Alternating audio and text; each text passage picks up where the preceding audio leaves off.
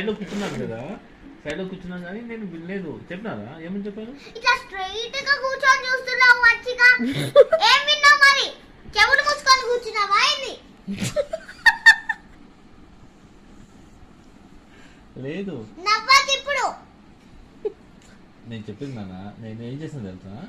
Just కూర్చొని నేను think చేస్తున్నాను అనమాట. ఏం థింక్ చేస్తున్నావు పెళ్లిలో?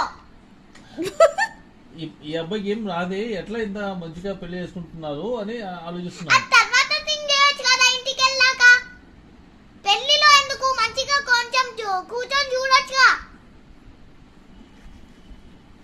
కొంచెం చూస్తున్నాను కానీ చాలాసార్లు వేరే థింక్ చేస్తున్నాను అనమాట. ఎందుకు? అక్కడ ఎవరు చెప్పలేదు పింక్ మామ గురించి. అసలు ఏం చెప్పు, నువ్వేమి విన్నావు పింక్ మామ గురించి? తాతయ్య చెప్పలేదా పింకి మామ గురించి? తాతయ్య ఎవరైనా చెప్తారు, నీ గురించి నేను చెప్తాను కదా.